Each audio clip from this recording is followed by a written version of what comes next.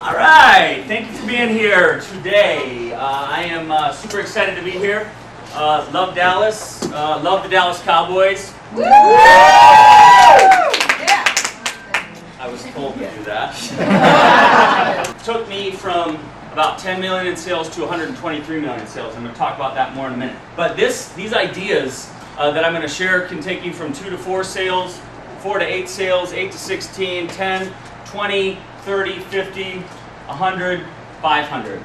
Okay, so wherever you're at, hopefully I'm going to share something today that will help you to get to the next level. Is that all right? Say yes. Yes. Awesome. So I am Chad Goldwasser, founder, CEO of Goldwasser Institute. That is my teaching and training and leadership company that I started about 5 years ago. I'm super passionate about sharing ideas and helping people reach the next level in their business. I also have a real estate company, Goldwasser Real Estate. I am the founder of that and what's called the Chief Inspiration Officer because they couldn't figure out anything else to own me. So a little bit about my history and where I've been. This is credibility building, right? I've been in the real estate business now for 16 and a half years. I started when I was 24 years old. I was working behind a bar down in Austin, Texas called Trudy's. Awesome bar. I was making drinks. I was earning $2.17 an hour and I was worth every penny. And I made good drinks, really good drinks. I still make good drinks. But what happened was I got into the real estate business and I got very fortunate. I found a mentor that changed my life dramatically. And in a very short time, I was able to go from earning $2.17 an hour to these paradigm shifts in my life that created opportunity that I could have never even imagined. And I shared a lot of that with your leaders last night, pretty in depth. And I'm not going to go really in depth to it today. Let's just say I got lucky. I worked my butt off, and I had great mentors, and I learned from people that shared great ideas with me. And so that's my goal today. But what happened was I was with a company called Remax for 7 years and started growing my team and started getting really invested and excited about developing my leadership. And talking with your leaders last night, they're very interested in that. So what happened was I went from Remax over to a company called Keller Williams. And we were doing about 200 sales at the time. I wanted to go to 100 million in sales and I wanted to grow really bad. And Keller Williams was the place that was going to allow me to do that. So in about a 4-year period, we grew from almost 6 people to 70 people. We went from 180 sales to 543 sales. Been in the business 16 and a half years. In my 3rd year with Keller Williams, which was 2008, when we did 123 million in sales, we had the #1 sales team worldwide. Okay? And just so you know, anything I'm sharing with you today is not bragging or patting myself on the back. This is what happened. And it was because I surrounded myself with great people and I listened to great ideas. Austin, we were the #1 sales team for about 3 years prior to us launching our company. And I started having these paradigm shifts, and I'm going to talk more about those today. I went to a seminar a long time ago with my mentor. He and I were sitting there, and we were learning scripts and dialogues, and we were learning about mindset and such. And there was a guy there, and he had just had his first $100,000 month. He's a guy named Sean Kokoska, incredible leader. And I was sitting there with my buddy, and he said, he looked at me, he'd been in the business 20 years, he said, I've been in the business 20 years, I've never had a $100,000 month. We set that as a goal. My team broke that goal in about 2005, but then I wanted to break that goal myself.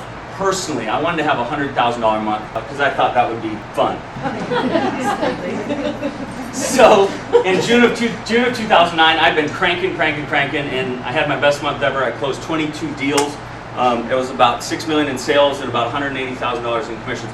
I didn't keep all that because I pay a split to my company too, but I kept a good portion of it.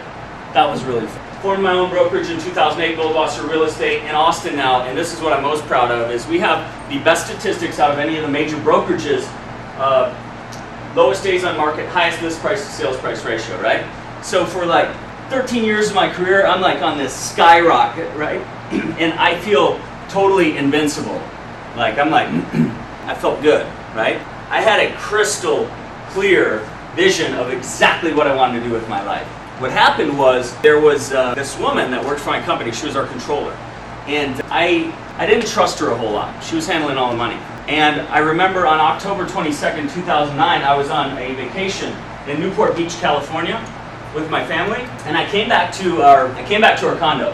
And my wife is on her computer, and I'm like, what are you doing? She's like, I'm looking at emails. And I'm like, okay, what you looking at? And she's like, I'm looking at checks. And I'm like, I like checks. She's like, you're not gonna like these. Over the course of a 3-year period, my controller stole over $500,000 from me, and she didn't pay my payroll taxes, so she left me with about a $300,000 tax bill. That hurt. So that was like the first chink in the armor, right? Invincibility's gone. So I was like, okay, well, I know how to make money. I can recover from this. And what happened then was, because of that, about 3 months later, I lost one of my top agents. She'd been with me for about 5 years, great agent, good leader, and within 6 months, she had recruited away almost half of my agents. This was 2010. In the midst of that, right, so there, all of a sudden I got like embezzlement, I'm losing all my agents, I'm like, invincibility, gone. In May of 2010, the girl that I met when I was 11 years old, started dating when I was 13, married when I was 23, had 3 children with, built a company with, she and I decided that we were going to separate. 3 months later, she decided that she didn't want to be married to me anymore. And that was tough. What he was mentioning before, the other tough part about it was she was my chief operating officer of my company. I was okay up until about April of 2011. And I had built my career on this positive energy, positive attitude, focus driven, nothing could stop me, In April of that year, I got pissed off, angry, sad. I got super depressed. And basically for a year, I didn't care about anything. I didn't care about the company. I didn't care. I'm passionate about music. I would go to concerts. There was no joy. At certain points, to be completely honest, I didn't even want to be here. That was tough. And then my business, I was fortunate that I've been doing this for 13 years, and so I still made good money. But my business, it was like I had a CEO running the company. I had other people managing things, but they were like, we needed the energy, and I didn't have it. I didn't know what I was going to. I didn't think I was ever going to come out of it. My energy was totally gone. And then I was very thankful that I had my loyal agents and such. Okay. On February 14th, Valentine's Day of 2012, my ex-wife now, who I had not really spoken to in a year, basically. I mean, it was very awkward at the office, let's just say. She came over to the house and she was like, she came in, she dropped off the kids, and she's like, hey, I know you don't want to talk to me, but Aiden, my 9-year-old at the time, gave me a card. He cut it in half. He wanted to give you the other half, but he decided not to give it to you. And she said, you need to see it. And I was like, okay. She gives it to me, and she said, don't let him know that I gave it to you. And this is the card. So it's got a little heart on the front, real cute, right? And I opened it up, and this is what it said. Dear Daddy, Mamda has the other half of this card. To make Valentine's Day fun, you two have to get together with Mamda, glue the card together, then return it to me with both of your signatures on it. P.S. Getting together at work doesn't count. Sincerely, Aiden, you are the best dad ever. That was like a wake-up call. I was like, I'm ruining my life. I'm hurting my kids. I'm wasting my potential. And it was like a switch went off, and all of a sudden I was like, this is enough. Plenty of people go through this stuff. Everybody goes through this stuff, right? Life, up, down, up, down. And so I just got re-energized. I got my vision back. I got more excited. I was more focused. I was more driven.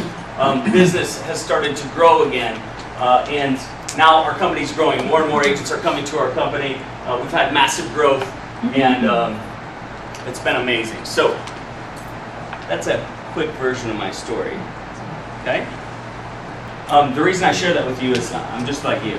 I mean, everybody has this stuff. So what I did to get to those levels is very simple, and I'm going to share with you some simple steps that can take you to the next level. Simple steps. Not easy, but simple. Does that sound good? Yes. Say yes. Thank you. Okay, so my goal, share, inform, help, inspire, to positively impact your life. That's my goal every single day.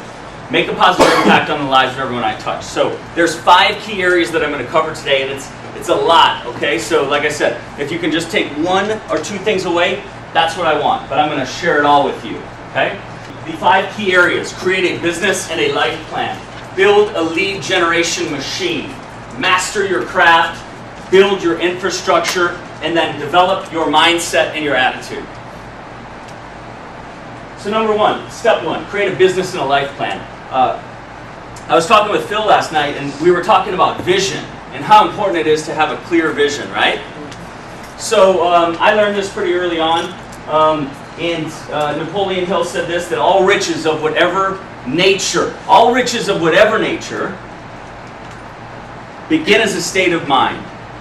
And that is the only thing that we have control over. So you have to see things before you can create them. So what I do is I started utilizing this idea. It's called creating your utopia. Okay?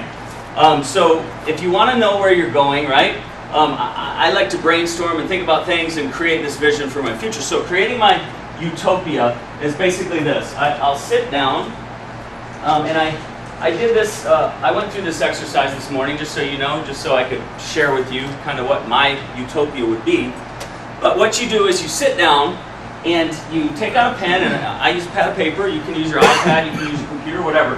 And I create this utopia of what my life will look like in 20 years, right? Okay, so I push it out 20 years. I'm 40 years old right now. That means I'm going to be 60 in 20 years, right?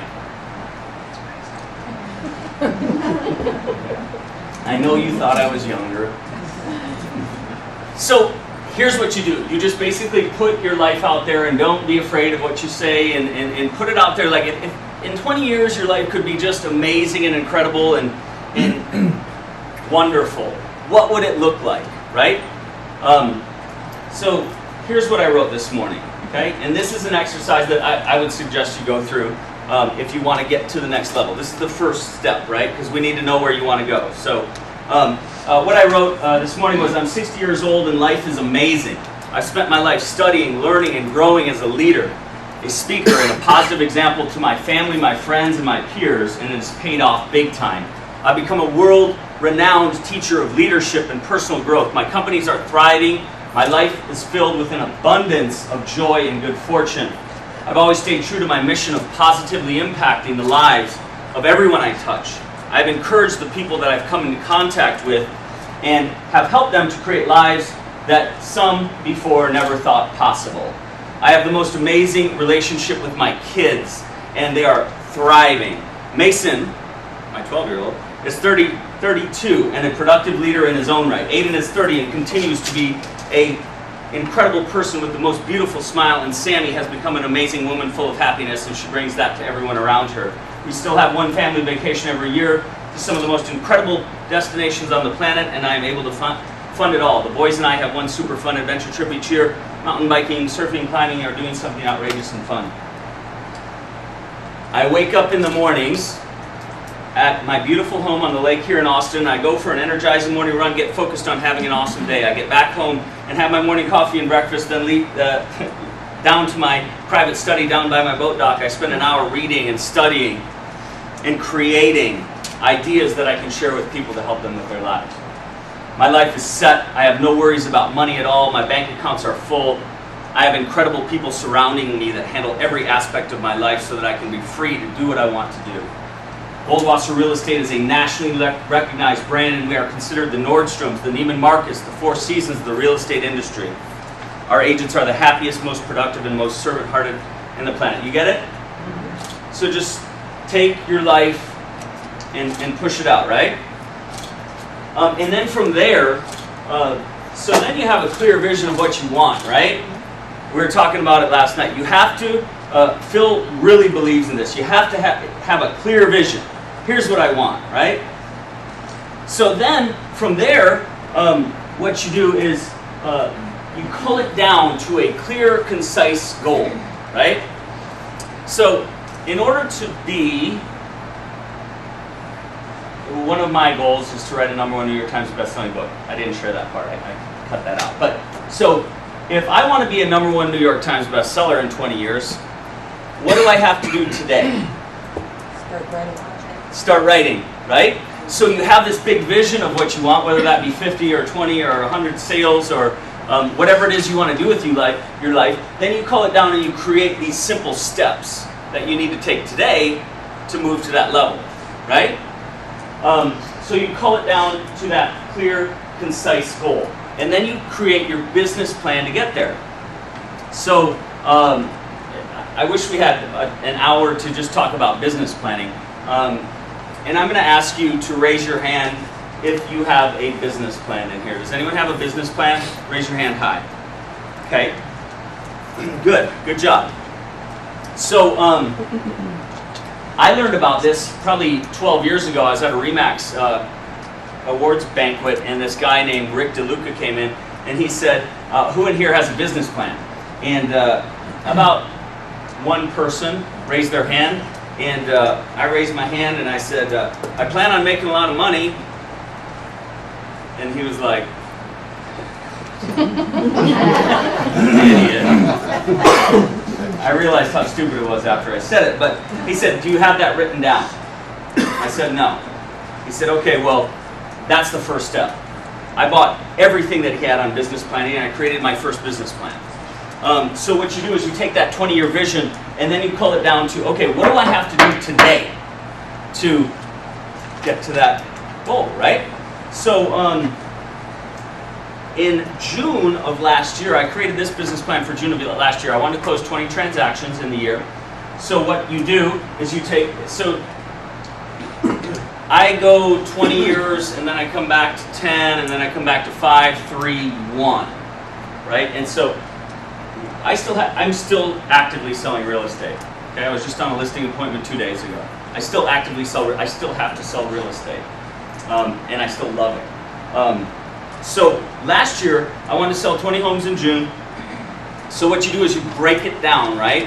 I needed to sell 18 listings, averaging 300,000. That's 5,400,000 in sales volume. 2 buyers sold, which average 350 is 700,000. Total commissions of 183,000. And then I took it and I said exactly what do I have to do. So these are the steps. The next thing you do is you create your steps. And so with my past client sphere of influence marketing, here's what I created as my steps. I am calling all of my current clients once a week on Mondays for 1 hour at 9 a.m. updating and asking for referrals. I am calling 15 sphere of influence past clients on Tuesdays from 9 to 10. I am prospecting 1 to 3 p.m. Monday through Thursday. I am holding 2 open houses per month. I am time blocking all of my activities with dollar productive activities. I schedule 1 sphere of influence per week. Promotion and prospecting, I am writing handwritten notes, 5 per day. I am expanding my sphere of influence, 5 per week. I am farming and calling into my neighborhoods that I farm. So those are specific steps. Does that make sense? Mm-hmm. So once you have the specific steps, then you just keep this in front of you constantly. Right? About probably 99% of people in this world know that you should have a goal, right? About 5% of people have a written goal. It's supposed to be written, right? So maybe 5%, I don't know if that's the actual number or not. 99.8% of all statistics are made up anyway. So about 2% of the people in this world write down their goals and they stare at them every single day. That's what I suggest you do. Because I forget stuff, right? So you stare at it constantly. You create that business plan, you make it simple, clear, and you stare at it constantly. And this is a copy of mine. And because Melinda's so awesome and she brought me up here, give her a hand for that. I'll get her a copy of this and she can send it out and you can copy it if you want. But then in there you include your why and your vision and your goals, the focus areas, and then the specific tasks to drive those areas and get to the goal that you're looking to get to, okay? And then you time block those things. So if you're not time blocking things like prospecting and obviously open houses, things of that nature, then everything else can get in the way, you know? Prospecting is the most easiest thing to be like, I just don't have time for that today, right? I mean, but it's the most important thing that you can ever do for your business. Lead conversion, lead follow-up, prospecting. Those are the things that will create success in your business. And we're going to talk more about mastering lead conversion in a second. So that's the first step. Create a business and a life plan. Got it? Yes. Excellent. Okay, so become a lead generation machine. In growing, leads are important, right? Leads are super important. We need leads, but we also need to be great lead converters. So I was out in Moab, Utah. I loved a mountain bike, and this was like 12 years ago, and I started, for some reason I was on my bike and I was cruising along down these massive rocks and stuff. It's really awesome. And as my tire was hitting these rocks, I'm like, this tire is really strong, and what makes it strong? And I thought about it, and I'm like, the spokes of the wheel. And so I started, for some reason, thinking about my business. And so I started thinking about lead generation and what were the spokes in my wheel of lead generation that made my business strong? Because lead generation makes your business super strong. So I started thinking about all the different ways that I could lead generate. What are some of the ways in here that you lead generate? Calling prospects. Calling prospects? Calling sphere of influence. Calling your sphere of influence? Great. Actually go out and meet them. Go out and meet them? Who specifically? I meet either current clients or future clients with the current client. Excellent. Go after them that way. And I meet them at a specific restaurant that I'm giving business to on a regular basis. Referrals Referrals? From who? from past clients, because I was a go direct prior to, and Yeah. or friends, and or neighbors, and co-workers that I've worked with previous. Awesome. What else? Anybody else? Lead generation? Walk the neighbors. Farming? Okay, great. Someone said something crazy. Walk in the neighborhoods that you want to someone. Walking the neighborhoods? Introduce yourself. Wow, that's crazy.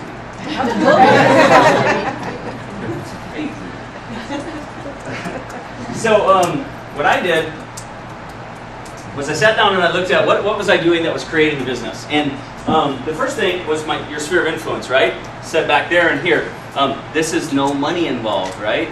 It doesn't cost you anything to call your friends and your family and people you know on the phone, right? It's pretty tough though sometimes, isn't it? So that's the first place I started. And then for me it was prospecting. Because prospecting was free. And I didn't have to pay to market myself. And it was proactive, and it was aggressive, and it was not reactive. It was creative. But I had to discipline myself to do that. So the biggest challenge with prospecting, though, for a lot of people is, A, just doing it. So I created a system for myself, because a lot of times what would happen is, what happens with prospecting is you want to do it, right? You wake up in the morning, you're like, I should prospect today. And then all of a sudden you get to the office and you're like, I gotta get on that email. Get on the email and start dealing with the email, and then you're like, okay, I'm gonna prospect now. So you get all ready, you sit down, you look at the phone, and all of a sudden your phone goes off, and you're like, oh, someone needs my text. And then you're getting ready, and you're ready to pick up the phone, and you're like, I gotta pee. And then you come back and you're ready to go now, but there's 5 emails, so you deal with those. Hour and a half of prospecting turns into 2 phone calls, right? So I created this system for myself. I call it a 6-point prospecting focus system. I schedule my prospecting. Right, for me, it is 1 to 2:30, Monday, Tuesday, Wednesday, Thursday. It's the same time every week, 4 days per week. I go potty before I prospect, just to make sure I'm going to be okay, and I can focus. Because here's what's really amazing is if you just did 30 minutes of prospecting in a day, it'll change your business. If you just call for 30 minutes, it'll change your business.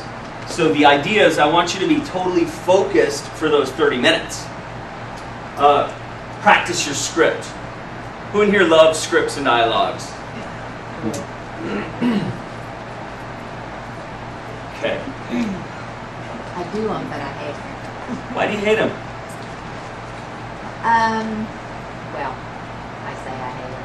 I don't follow them. I learn the information from them, Yeah. and then I utilize them. But I will tell you, you have to use them. However you use them, you have to use them. She hates them, but she says you have to use them.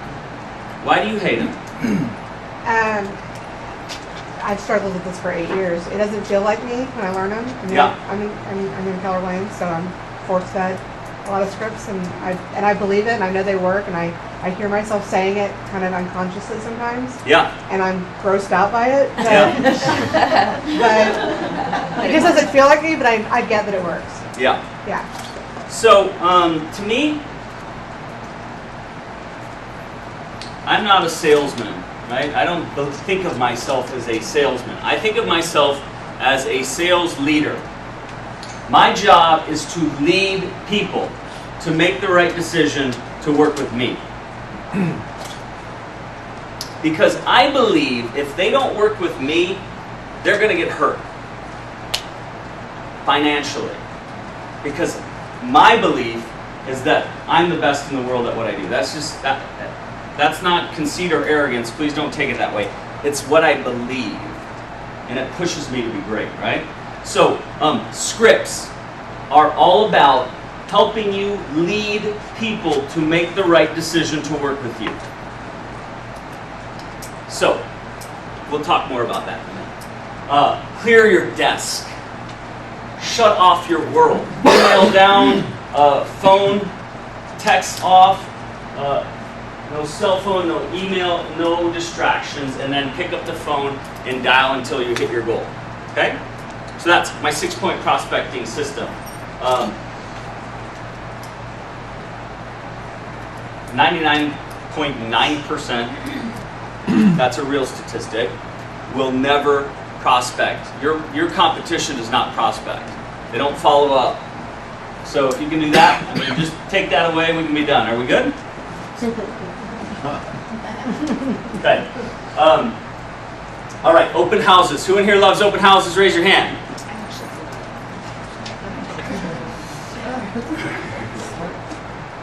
All right, so I've spoken and shared this idea across the country, and everywhere I go, people are like, open houses don't work. I hate open houses. I get that. I love open houses. Every single person that walks into an open house that I do, what's that? They're a prospect, but they end up doing business with me. It's weird. That's my mindset. So I learned super early on that open houses were really productive for me, and I focused on them. And it is a free way to advertise yourself, your company, and to drive leads into your business. So I still do open houses. 16 and a half years in business, over 1,200 closed transactions at this point. I still do open houses. So the reason people don't like them is they don't have a system. So I'm going to share with you a system, and I'll just ask you, at some point, get out of your comfort zone. I mean, most people don't like open houses because they don't want to work on a Sunday, or they don't have a good script, or they put one sign in front of the house, right? So here's my system. Advertise it in the MLS, Realtor.com, everywhere. Make sure on Facebook, make sure everybody knows about the open house. But where do most of your people come from at open houses? Now a lot of it's the internet, but where would you say most of your people? Neighborhood Signs. Signs, neighborhood. So when I worked with James Willoughby, he taught me 3 days into working with him. He came up and I was putting out a sign for an open house, and he's like, put one here, and here, and put one here, and here, and here, and here. And he taught me massive signs. So at my company, at Goldwasser Real Estate, 15 signs per open house.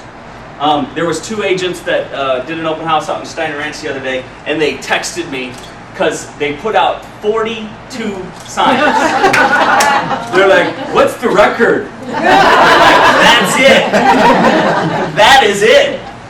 They had about 25 groups through. So massive signs. And one quick thing about signs as well is, okay, Okay, let's say this is a major roadway right here, okay? And then here's where you want them to go right. Okay? Most agents, a traditional real estate agent, will put their sign right on the corner right there, right? Where people are going 85 coming through, right? Go back like 150 yards. Put your first sign pointing right here. Go up about 100 yards, so 50 yards back from the corner. Put your next one there. Now they can see it before they cruise by, right? Okay? And then make sure that signage is key. And what else is going to happen, and what happened to one of my agents about 2 weeks ago, was these people came to his open house and they're like, the sign's up there. They're like, we've been to a few open houses and nobody is advertising like you guys are. They're like, we're thinking about selling our home. We'd like to interview you and talk to you. Just one little thing. So makes sense, doesn't it? Massive sign. Specific scripts. I use what I call the 7-point conversion method. I'm going to talk to you about that in a minute. Sign-in sheets. I have a book that I use that it's got a survey in it. It's got the MLS information on the property. It's got the seller disclosure in the survey. It's got the seller's disclosure notes. And it's got comparable properties that are in the neighborhood. Everybody that comes in my open house, I ask them to please sign in. The seller wants to know that I was working today. And they want to know what you think about the property. You don't have to give me all your information unless you want to, but I'd love to serve you. Okay? So have sign-in sheets. And then complete market knowledge. So, how many homes are on the market in all of Dallas right now? 43,000, so. What's the number? 23,000. According to your MLS, and this is information I got from her, so if it's 29,944 homes on the market. How many sales are pending currently in Dallas? 10,419. How many closed in the past 6 months?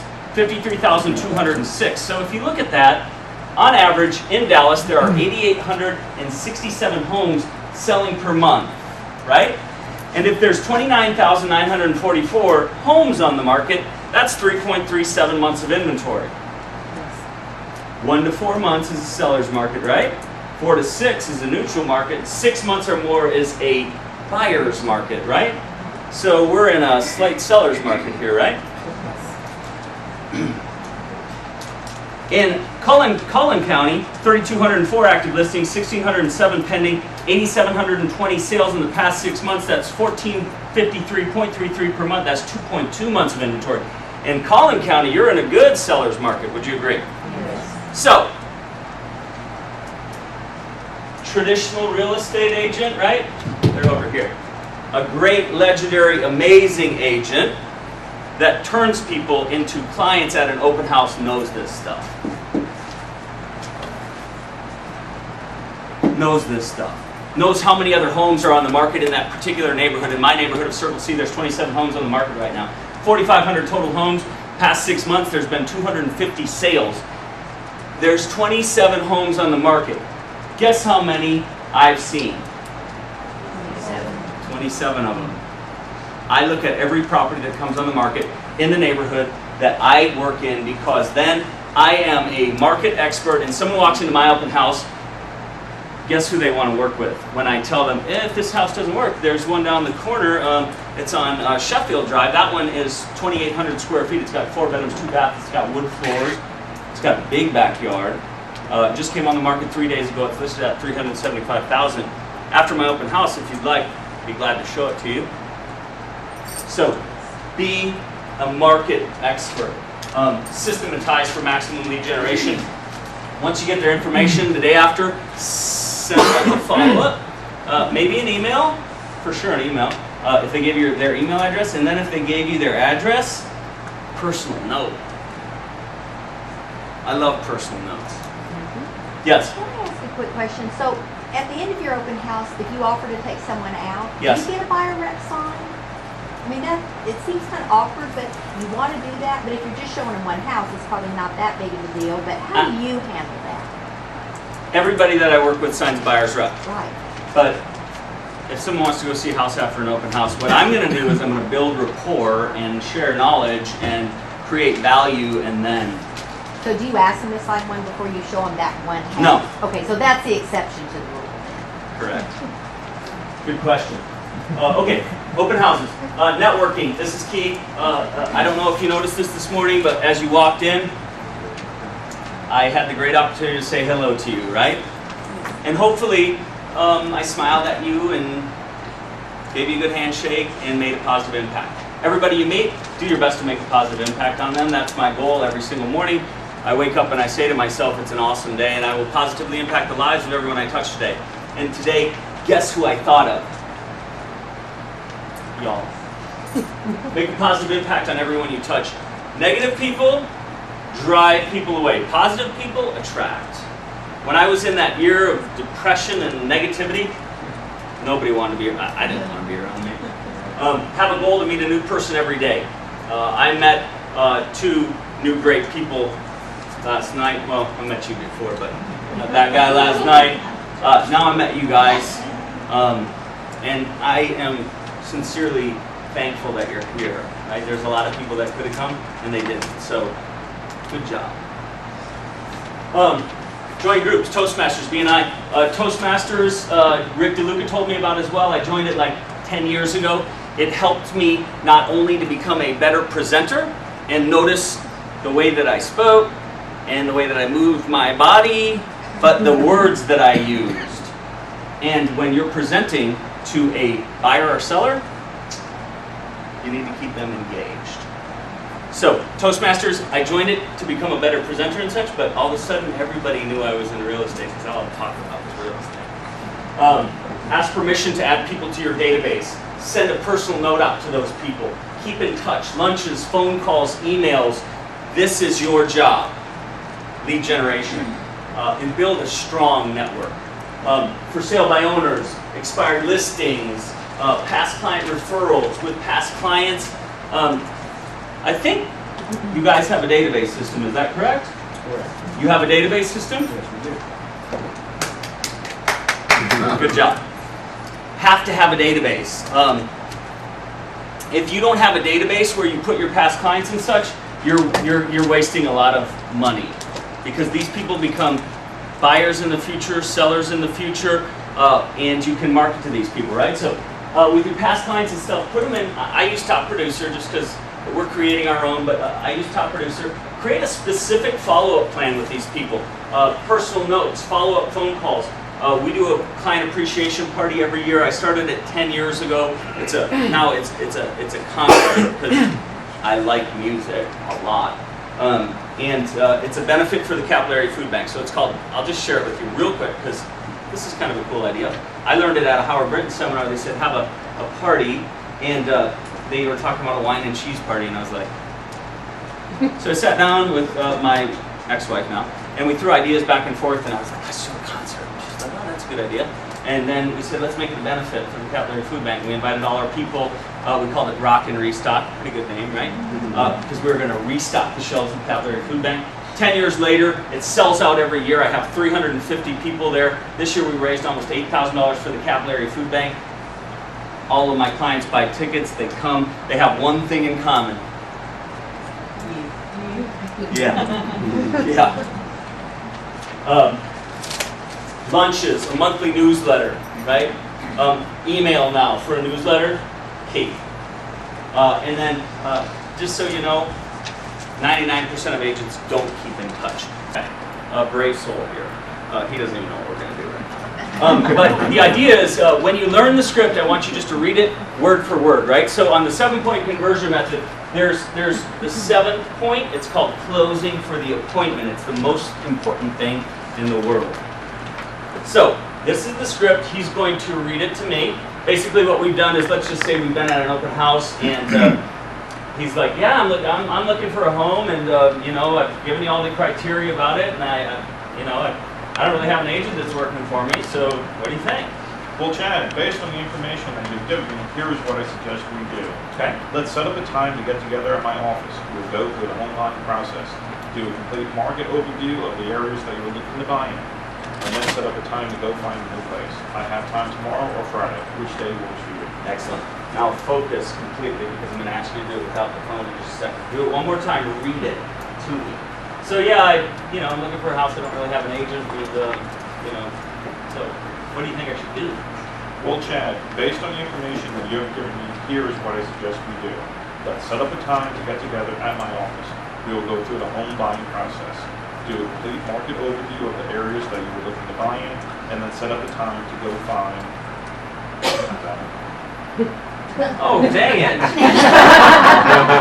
Set up a time.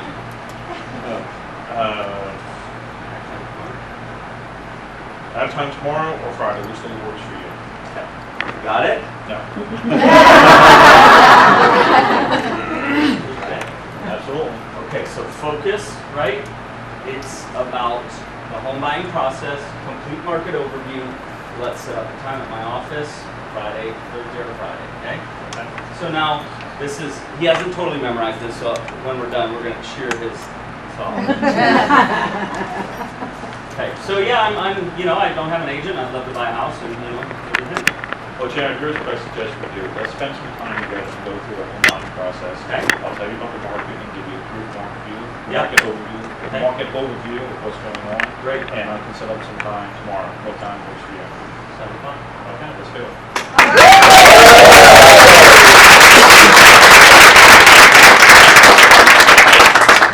So he's armed now, right? I've got this tool belt that I use, and I've got these scripts that I've learned and studied, and now they come out of me like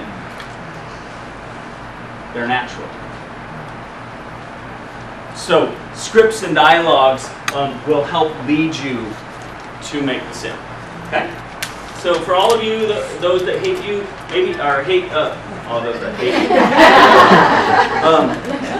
For all of you that hate scripts, if you want to master lead conversion, if you want to be the highest paid in the world at what you do, if you want to even be like in the top 10%, then scripts and dialogues.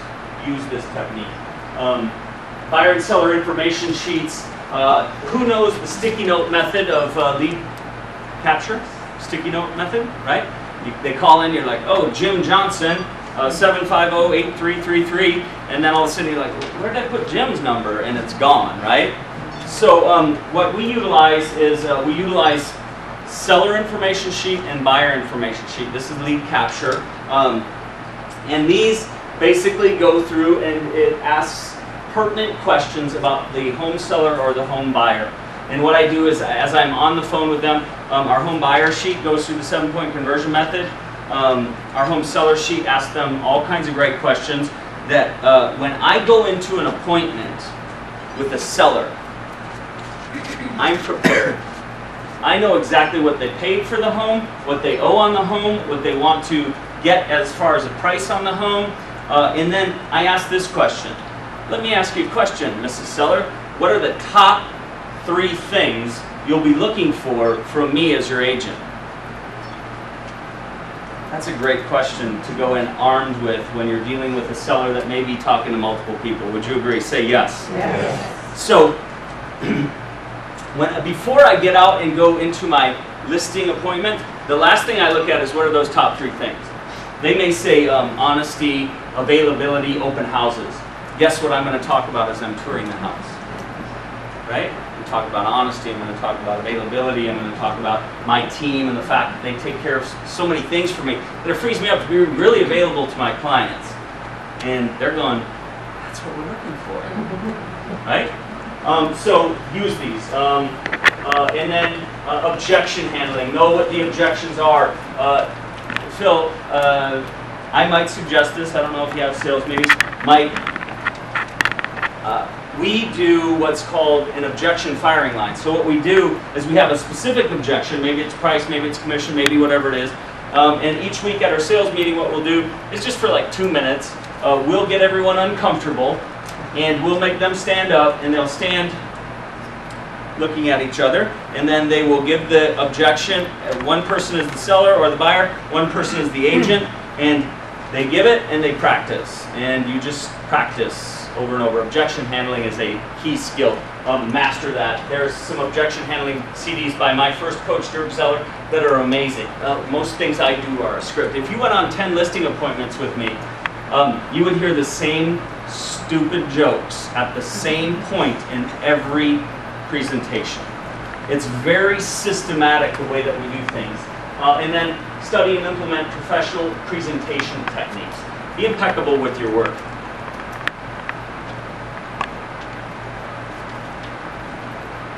How many of you talk to yourself in here? Me too.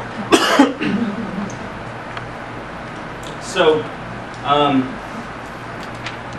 going to come back to talking to yourself, but talking to other people and the words that you say are important. Okay? There's a book. It's called The Four Agreements by a guy named Don Miguel Ruiz. Buy it, read it. The first chapter is about being impeccable with your words.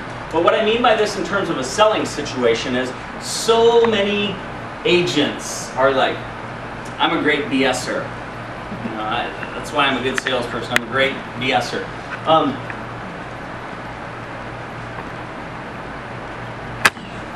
When I go into a listing appointment or a buyer appointment, I'm laser beam focused, right? Remember, focus is my superpower. So,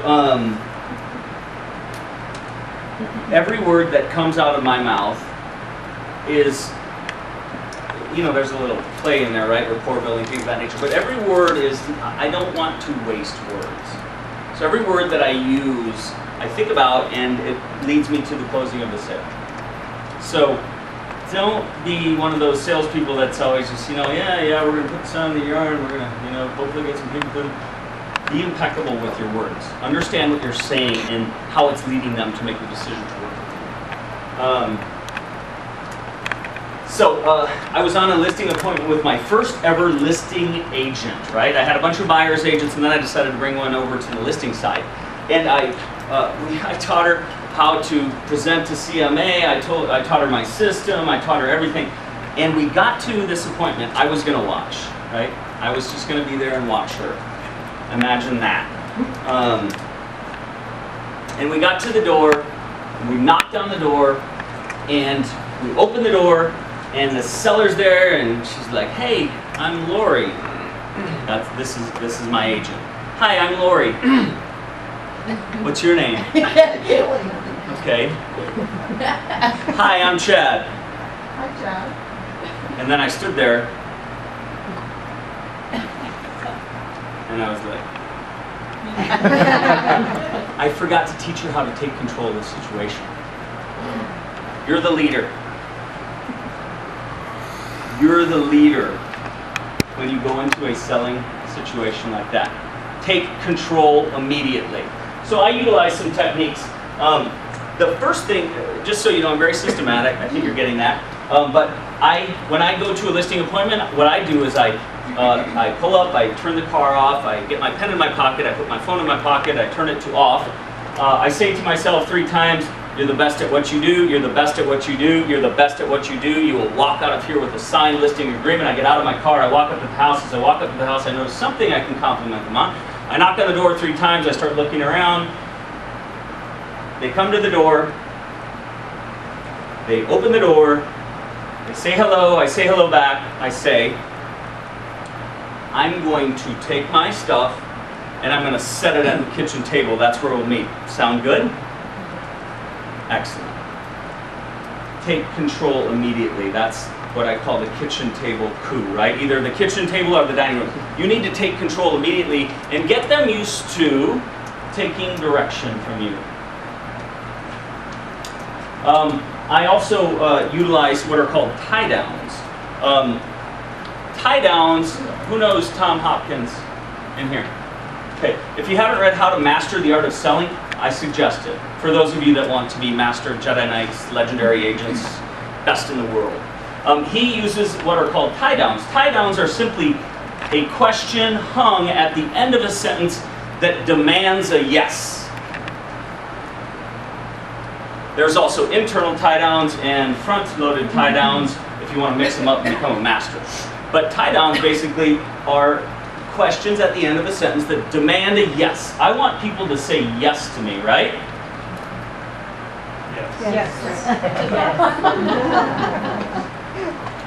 I want people to say yes to me, right? Yes. Because my goal is within the first 5 minutes I'm there, I want them to say yes to me 6 times.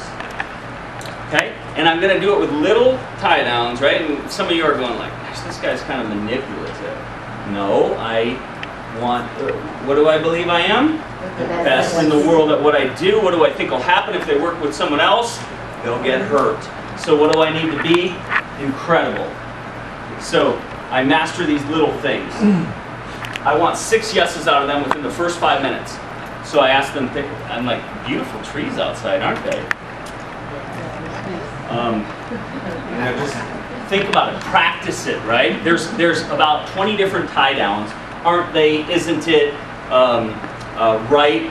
There's even non-verbal tie downs, right? I can look at them. They're like, non-verbal. So then I take a tour of the house. I lead the tour.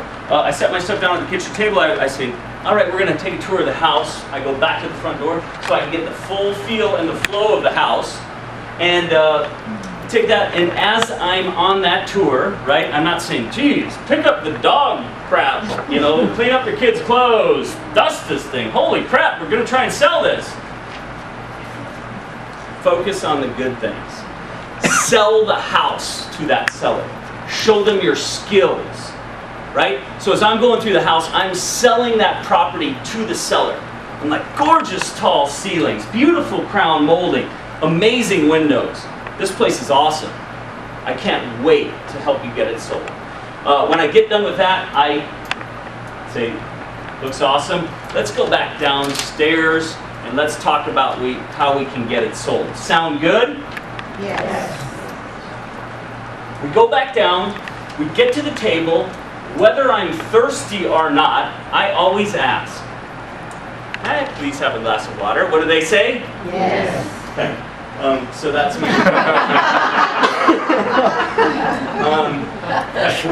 So if you want to be legendary, if you want to be really good, record your presentation. I hired a guy about 6 years ago. His name's Rory Vaden. Guy is amazing. He is a speaker, teacher, and a coach. And I hired him to help me to become a more impactful person when I shared ideas with people, which means a better speaker. He said, okay, Chad, I want you to record your presentations. When you record them, I want you to watch them. So the first time you watch them, I want you to watch them with the volume off. Look at your body language. What are you doing with your hands? How are you moving? What is your face doing? Are you smiling enough? Are you walking around too much? Watch your body language. Second way to watch it is then with your back turned. Listen to your vocal variety, right? There's 4 different quadrants of vocal variety, he taught me. And all of them do different things to an audience. I'm not going to share that with you right now because I don't fully remember it. But they're loud and slow, which is authoritative. And then there's like 3 others. Then you watch it regular for your content and your overall performance, okay? Jedi Knight, Legendary Master. Critique it, improve it, okay? So, master your craft, build a lead generation machine, have a business plan, solid vision, clear goals. Next is build your infrastructure, right? Okay, almost done. A few more minutes. But it's about to get good. So, in order to be at a higher level, right? I need people to take care of stuff for me, right? Like for me, You heard in my vision, in my utopia, that basically I had incredible people surrounding me that handled stuff, right? That's called leverage. Leverage. Like, honestly, I don't want to enter a listing in the multiple listing service. I haven't done that for 15 years. I don't create the flyers. I help with the marketing copy, but I don't create the flyers. My job is what? Lead generation. Sell. Sorry. What's my job? Sell. So you want to create systems and processes, right? Systems and processes help you to lead generate more. So we have a listing system. Every single time I list a home, it's listed the exact same way. I've been doing it this way for almost 10 years. The sign goes in the yard 2 weeks prior to the home going to the market. It's pre-marketed. The temporary flyers go out. I call all the other top agents that work in the area. I let them know the property's coming on the market. The property is pre-inspected and staged. 2 days prior to the property going to multiple listing service, the virtual tour and picture company comes in the house. They take all the pictures. The day before it goes on the market, I go back over, I look at the house, make sure that it's in great condition. Thursday morning, it goes in the multiple listing service. By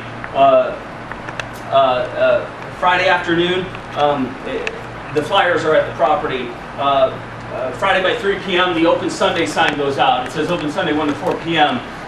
Hopefully we're getting a bunch of people through the house. Saturday and Sunday, they see the open Sunday sign on. Sunday from 1 to 4, myself or one of my top agents hold the home open. Sunday night, hopefully we're looking at offers. That's utopia in a home sale for me. That's a system, right? So it's very easy. Now I can teach and train and repeat that process to my other agents. And if you want to go to the highest level, systematize things. Buyer and seller guides I talked about. Transaction management. I believe in assistants. I have about 3 of them that help me with the listing of the property, the closing of the point. Want to share an assistant. And again, I don't know what level you're at, so this just depends on what level you're at, right? CRM, customer relationship management, your database, your top producer system with Diamond Realty, they have their own. And then agent training systems. So as I started bringing on agents, I needed to teach and train them to do things like I did them, because I knew that was successful. So now we have very specific systems. We're going to be talking with Phil actually about potentially implementing some of those for you up here. We'll talk about that more in a minute. So systems and processes. When and who you hire, the first person you hire is always admin, right? They handle the paperwork, the listing coordination, the closing coordination, the database management, customer service. Takes those less dollar predictive activities and takes them off you. So, and that allows, when I did that, when I wanted to go to the next level, I just took the things off me that weren't super dollar productive, and then I did, the challenge is that pushes you more to do the lead generation. So now I've got free time, I've got to lead generate. I've got to lead generate. To me, my time is not well spent going to the gas station. I would prefer someone else do that for me. I prefer that someone else get my car washed. My thought process is, I want to take as much off of me, and I want to be able to produce and impact more people through what I'm really good at. So you start to leverage yourself. And then you hire agents, right? Once you get to a certain level, if you focus on listings, right? Any great agent will focus on listings. Because the more signs I have out, the more leads I create, right? I can handle 30 to 50 listings at once potentially, right? Or 10 or 5 or 8, but I can only handle probably about 3 or 4 or 5 or 6 maybe buyers, right? Because I got to be in the car all the time. So you want to focus on listings, and when you focus on listing and you create so many leads coming in, right? Then you need someone else to handle those leads. So first you hire the admin and you start lead generating, and then you hire the agents to handle the leads coming in, and you train them, you teach them. You teach them your systems, your scripts and dialogues, your market knowledge, how to gain it, open houses, lead conversion, right? Contracts, customer service, and you're giving them your leads, and that's your money, right? So,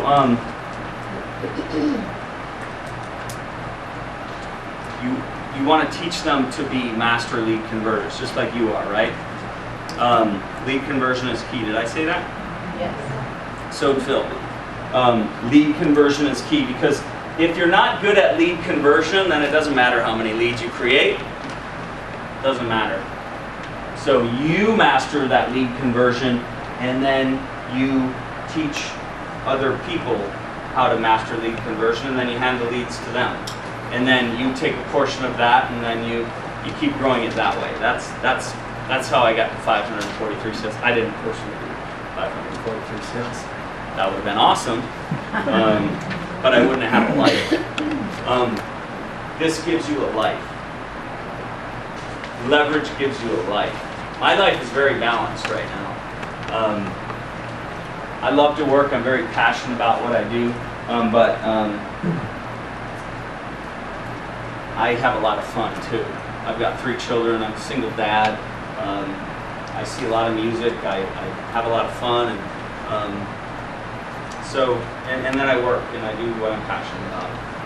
But that's because I have great people. Okay. So have a solid vision and clear goals. Build a lead generation machine.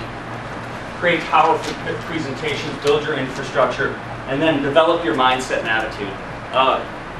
Phil and Mike and Melinda and I spent probably 2 hours together last night, and the overarching theme of the entire conversation, the thing that I believe Phil, is most passionate about is leadership development. Would you agree with that, sir? Absolutely. Okay. Leadership is key. I was sharing with him, I was like, when I was growing up in this business, I was 24, 25, 26 years old. I was a bartender. I had no college degree.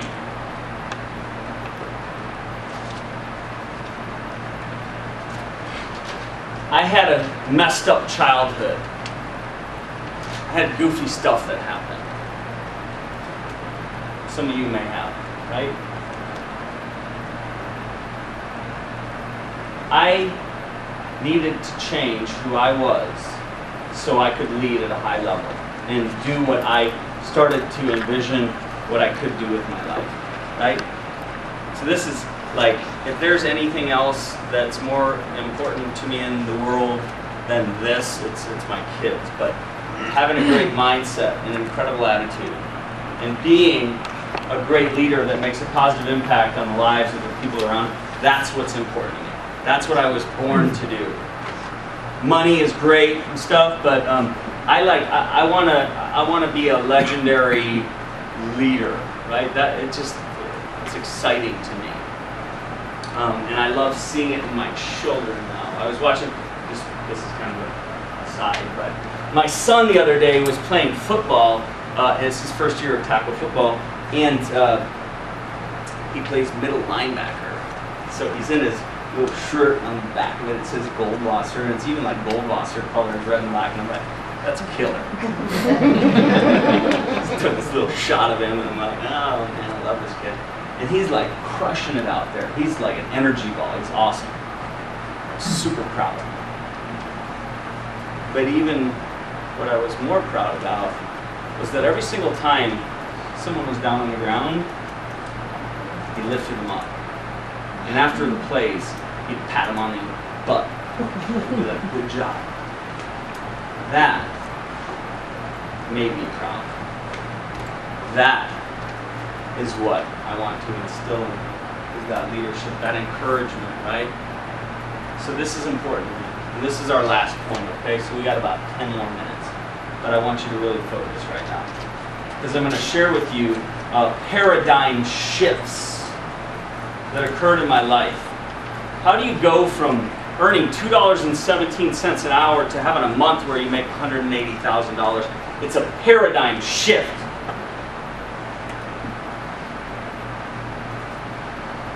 So I already talked about this, but there's nothing more important to me than energy and attitude. When I got to #1 with Keller Williams, people were like, how do you do it?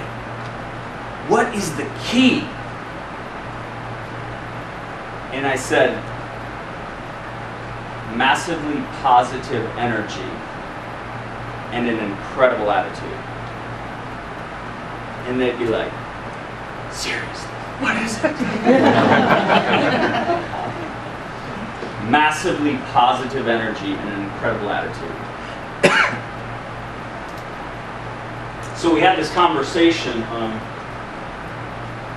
we did last night, and Phil was telling me the story about this guy and his dog, and how the dog got kicked and when he peed on the floor. And I'm probably going to screw up the story, but you'll get the point. That's what's important. It's like a script, you know. And so his friend came over, and his friend kicked the dog, and then after several weeks, the dog's cowering over in the corner, and he's like, don't kick me, right? He's cowering away from people. And think of the way that you talk to yourself and what you say to yourself. And think of that dog. Are you kicking yourself so that you cower away from people? Or are you putting thoughts and things in your mind that help you to become who you really could become? So that's what this is about. Planting seeds in your mind that will help you to change your life. Because I want happiness, and I want joy, and I want to feel good about myself, and I know when I do, I'm more productive. So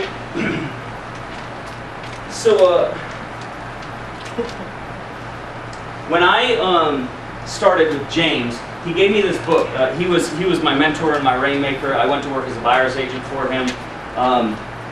He gave me a book. It was called 30 Days to Success. And in that book, it had different tasks, between 20 to 40 tasks, every single day. And I know I'm going to get emails about where you can find this 30 Days to Success book, but the truth is I don't think it's in print anymore. In that book, every single day, what it started with, I had to go through and I had to read through 25 affirmations. And then I had to sit down for 10 minutes and I had to visualize myself writing deals up on the board and getting checks. And then I had to write in a notebook. This is no BS, by the way. Write in a notebook 25 times, I will enjoy success through selling 4 homes per month. And I was like, this is kind of weird. But I did it anyway. And I stuck with the affirmations and been putting things in my head. And before I move any further into this, I just want to share with you sort of an analogy about this, right? Because we all know, right, we have a conscious mind, right? That's what you're thinking right now. You're like, you have thoughts in your head. You're all talking to yourself, right? And then your conscious mind is very small. It's like an ant, right? You have a subconscious mind. It's like an elephant. It's huge, massive. And if in your conscious mind, the ant, okay, think of it this way. The ant is on the back of the elephant, right? And the ant is saying, I want to make $100,000 this year. And the elephant is saying, you're a bartender. You have no college degree. Your parents got divorced, you got a screwed up childhood, you don't deserve that.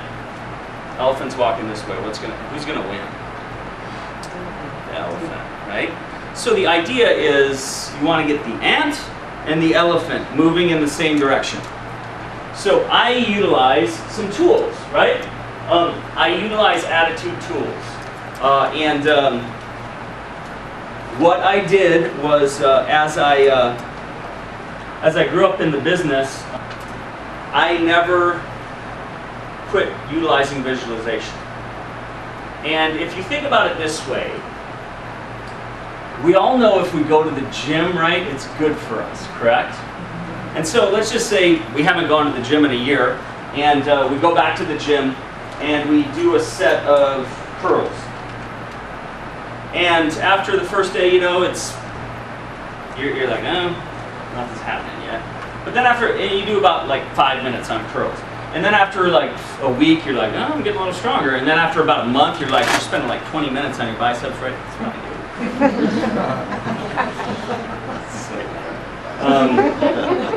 I'm just like you. I want to look good.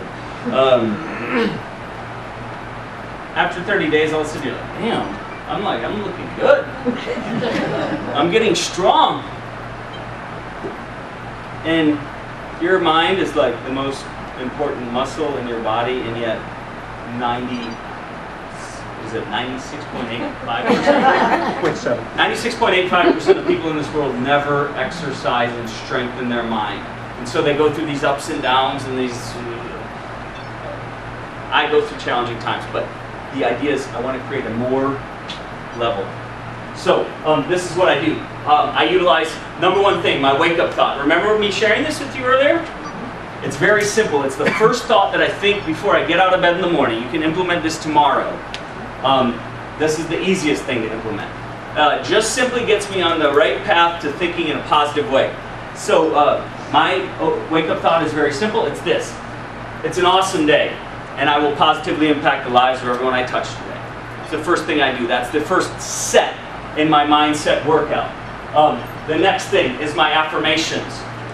I have approximately 25 of them here, and this is about planting seeds in your subconscious mind.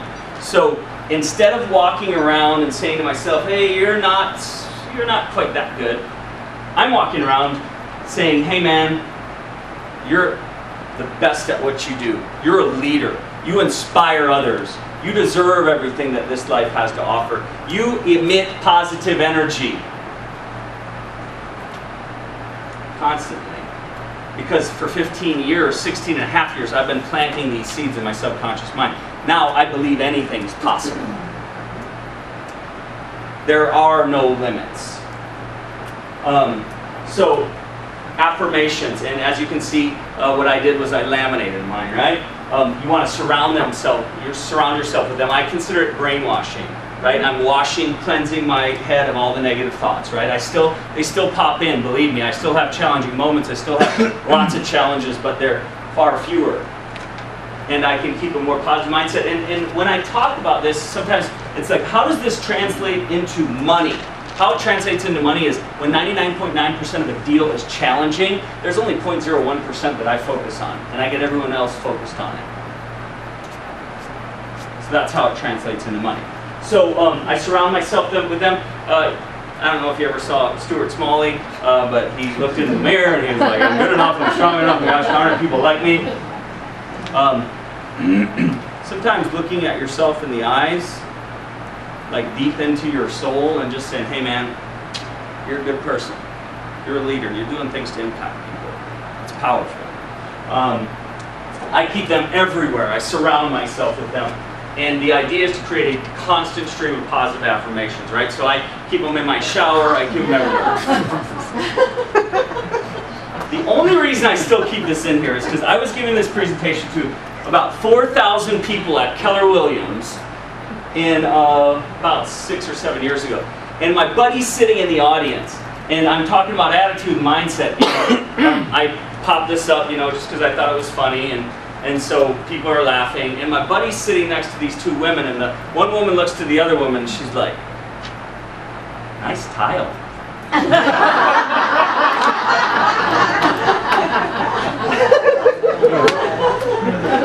Okay, so wake up thought. Wake up thought, affirmations, right? By the time I get to Starbucks, I'm excited, right? People are attracted to that. I meet a lot of people. The next thing I go through is my why. So my why, Gary Keller talks about this. I don't have time to explain exactly what it is, but if you go to the Millionaire Real Estate Agent, he talks about creating a big why.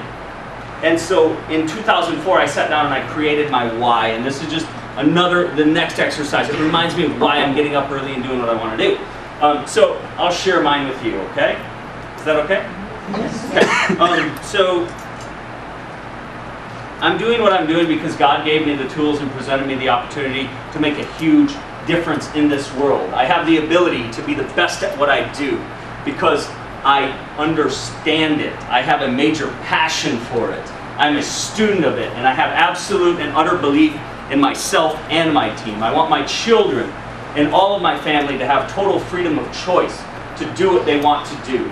I want to give back to those who love me, support me, and believe in me so that they may live a life they never thought possible. I want to create positive change as much as I can and make the world a better place. I will always strive to be the very best that I can. But most of all, I want my family to be proud of who I am.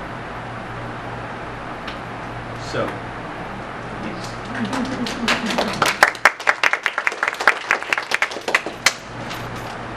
it's powerful.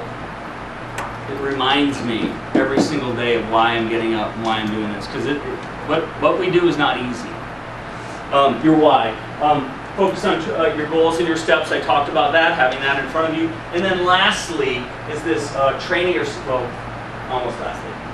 Focus on training your subconscious. I utilize this gold star process. So the guy that I learned the analogy of the ant and the elephant from is a guy named Vince Vicente. He lives here in Dallas. He's amazing. Saw him speak at a convention in 2004, and he had this idea that he wanted to train his subconscious mind, and he wanted to become an Olympic gold medal skier, and so he took these dots, these little gold dots, and he put them all over his field of vision. And every time he saw them, he said to himself, I am an Olympic gold medal skier. So at the end of a day, he said this to himself like 100 times.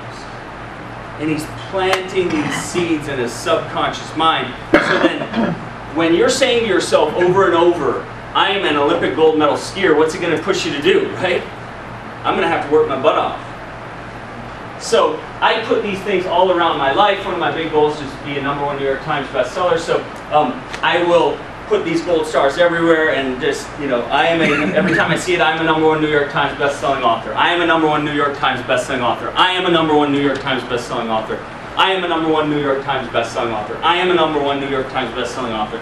So over and over, and then that pushes me to get up at 5 a.m. and do some reading and do some writing and start building that other aspect of my life. And start believing that I can actually become that. So whatever your goal is, you attach this gold star to it, and you put them all around you, and you train your mind to believe, right? Creating a vision. We talked about it last night. You're creating this vision. And then lastly is to have a personal growth plan. I learned this from a guy named John Maxwell. Books, CDs, seminars, coaching, accountability. Have a personal growth plan. Most people don't plan out their personal growth, they just hope they grow. Reading changed my life. I mean, the books I've read, the seminars I've attended, the people I've met, when I was depressed and pissed off and angry, and I didn't care about learning anymore, and I was just it was like hurt. Now, learning, growth, #1 forefront of my life. Because in order to reach my vision, I have to learn and grow.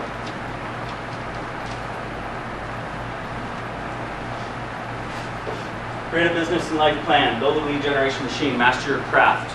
Build your infrastructure. Develop your mindset and attitude.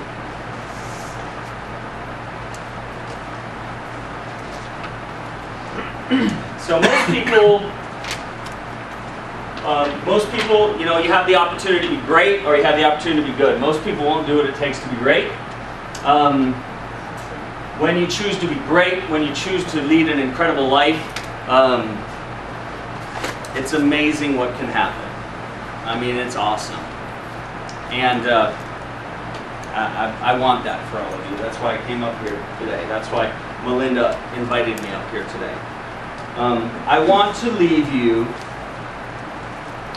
and before I share this with you, I want to challenge you to take something from this, right? And Phil and I are going to be talking more about potentially creating a program that might help you guys if you're willing to step up and you want to take your business to the next level. Some of you might not want to. Some of you may think this is crazy, I'm crazy, whatever.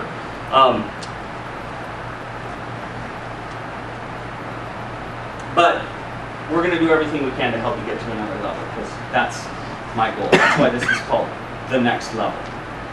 Okay? So I was on a panel last week for an event in Austin. It's called Austin Young Real Estate Professionals. And they asked a question. What specific attributes separate a good agent from a great agent? Okay? And this is what I want to leave you with. This is what I wrote. I was excited about it. A good real estate agent will set up a search for a buyer in the multiple listing service, put them on an email drip. They will hope that something pops up for their buyers that they want to see, and then they'll go and show it. They'll fill out the offer paperwork. They'll do their best to represent their clients. They'll put a yard sign in a yard. They'll do what needs to be done and what really has to be done. A great agent, a legendary, amazing agent, will constantly study and learn the market. They will look at trends. They will preview properties and study a neighborhood till they know it like the back of their hand. They will not only look at the price ranges in the homes for sale, but they will know every park, every school, where the grocery store is at, and everything they can know to help their clients in a powerful way. They will be very informed about all of the neighborhoods in the areas that they work, so that they can help their clients to make smart decisions about where they should live, because it's important. They will read and find out about the employment rates and jobless rates, interest rates, and all things that can affect the prices of homes and the investment their clients are making. They practice scripts and dialogues. They master their presentations. They know their contracts inside and out, so they can protect their clients and explain things in an easy and understandable way. They get up early and they work their butts off all day long, creating opportunity and doing the tasks that matter most and impact their people in a positive way. They create marketing strategies that set themselves apart and that set their clients' homes apart from the crowd. They are passionate about this business. They serve people with all their hearts. They care deeply. They do open houses. They prospect. They market. They keep in touch with their past clients and friends. They are leaders. They have an unquenchable thirst to learn and grow and become the best that they can become. They smile a lot. And they make the people around them feel good. They treat people like gold. Not just the people that are their clients, but everybody that they meet. Their title companies, their lenders, people they meet at the grocery store. They treat people like they're worth something.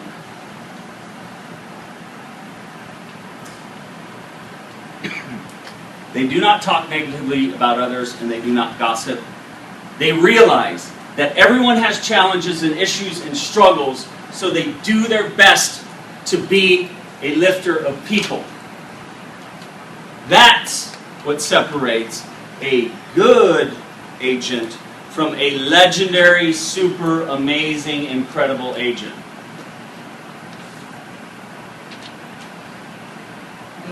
That's all I got.